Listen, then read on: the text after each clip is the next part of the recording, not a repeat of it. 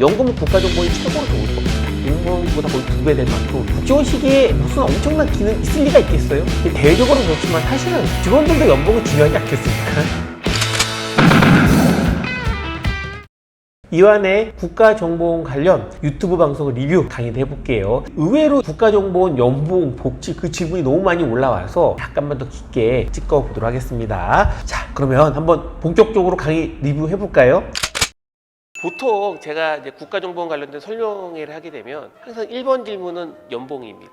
근데 국가정보원 직원들한테 연봉 물어보는 걸 제일 싫어해요.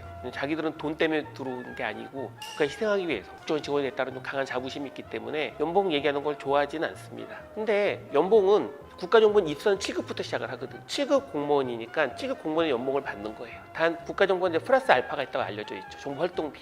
그게 비교적 크다라고 알려져 있는데 그건 사실이긴 하지만 특활비에 대한 여러 문제가 생겨서 요즘 되게 엄격해졌다고 합니다. 궁금하신 분들은 국가정보원 직원이 이혼 소송을 해서 아내가 말한 정보가 검색하면 많이 나와요. 거기 대부분 잘 나와 있거든요. 검색하면 알 수 있다. 이혼 소송 보시면 안다.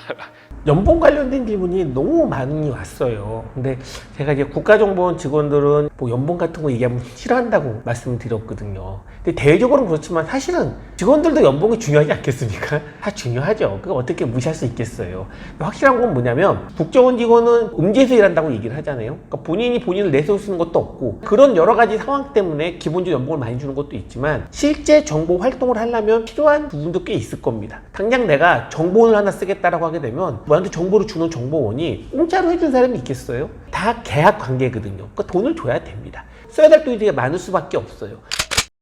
흔히는 이제 정보활동비라고 얘기하는 그런 부분 같은 경우에는 포괄적으로 될 수밖에 없죠. 왜 포괄적으로 될 수밖에 없냐? 예를 들어서 일정한 정보원과 계약을 해서 정보 하나에 100만 원 주겠다 계약했다 해보세요. 그럼 그게 끝이 아니에요. 왜냐? 그 사람과 유대관계를 만들려면은 술도 마셔야 되고 여러 가지 계약을 하기 전에 하는 다양한 활동이 있을 수 있고 계약한 다음에도 그 사람을 정보원으로서 유지할 수 있는 또한 다양한 부가적 활동이 있을 수밖에 없기 때문에 그 비용이 전부 다 정보비에 들어가거든요. 그래서 보통 국가정보원은 7급이면 7급 연봉 받지만 그 연봉에 육박하는 정보활동비까지 합치게 되면은 당연히 연봉은 압도적으로 높을 수밖에 없다라고 생각하시면 되고 더 큰 게 하나가 있어요. 지금은 100세 시대라고 하잖아요. 연금이 중요할 수밖에 없어요. 왜? 내가 퇴직한 다음에 40년 동안 연금을 할 수밖에 없기 때문에 보통 공무원 연금이 제일 좋다라고 얘기하는데 사실은 이제 우리나라 다 합쳐서 연금은 국가정보원이 최고로 좋을 겁니다. 국가정보원은요 국정원 퇴직한 퇴직자 단체랑 연결돼 있어요. 양땡해라고 하죠. 2개 정도가 있는데 거기 수익사업이 우리나라에 있는 다른 그 어떠한 수익사업보다 되게 크게 합니다. 연금 관련된 수익사업으로는 엄청 커요. 그럴 수밖에 없는 게 옛날에는 최고의 권력기관이었잖아요. 그때 다양한 수익성 관련된 기반을 다 닦아놨기 때문에 지금은 사업의 수익이 엄청나고 그만큼 더 많은 퇴직금 관련된 비용을 줘요. 그래서 거의 일반 퇴직금만 비교하게 되면 공무원보다 거의 2배 될 만큼 많이 받는 게 국가정보원 퇴직금이라고 합니다.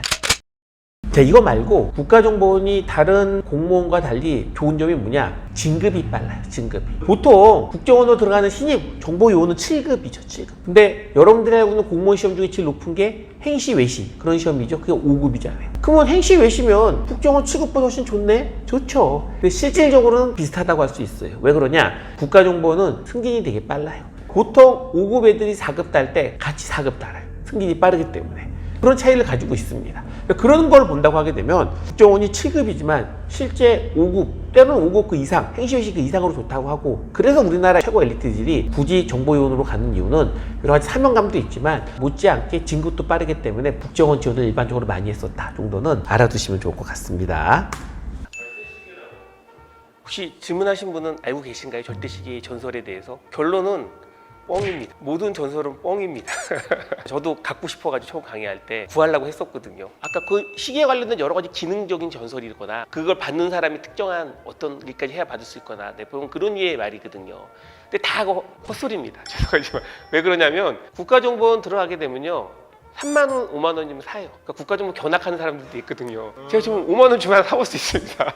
근데 저도 그거 못 모르고 막 절대시계 막 그랬는데 결론은 아무것도 아닙니다. 여러 가지 기념품 관련된 것을 일종의 생각을 하고 007들에 나오는 모든 기능이 다 있는 것처럼 얘기를 해서 너무나 갖고 싶어. 특히나 시한이 나를 공격할 때 한번 쏴야지 뭐 그런 생각했었거든요. 다 헛소리였고요. 저 3만 원 주면 국정원 시대에 삽니다. 비싼 거 6만 원짜리도 있다고 들었습니다. 절대 시계가 학생들한테 의외로 많이 얘기를 해요. 근데 우리나라 그 주요 고위직분들이 시계를 선물해 준 경우가 많이 있잖아요. 시계는 또 국정원 마크, 대통령 마크 달기도 되게 좋기 때문에 그런 의미로 선물이 많이 뿌려져서 얘기가 나오는 거지, 국정원 시계에 무슨 엄청난 기능 있을 리가 있겠어요? 내가 정말 은밀한 정보 요인이라고 하게 되면 굳이 시계에 어떤 기능을 많이 넣겠습니까? 특히 요즘처럼 과학이 발달했을 때는 안경을 넣는다든지 뭐 더 세밀하게 알지 못하는데 집어넣겠죠. 그러니까 시계에 그런 기능이 많다면 어디든 정보 요원 조사할 때는 시계부터 찾아보고 보면 될 거 아니에요. 그러니까 그렇지 않다는 거죠. 그 얘기가 나오는 거는 간단해요. 007을 대한 다양한 첩보 영화에서 뭐 시계도 독침 쏘고 시계도 별거 다 하니까 그렇게 나온 것 뿐이지, 그건 영화상이죠. 실제상에는 내가 가지고 있는 모든 소지품을 정보 활동을 활용할 수 있는 것이지, 특별하게 그 시계에 포커스 맞춰서 진행된다, 그런 건 전혀 없습니다. 시계는 기념품이에요, 말 그대로. 여러분들이 국가정보원에 다양한 견학을 해도 받을 수 있는 그냥 기념품 정도로 생각해 주면 될 것 같아요.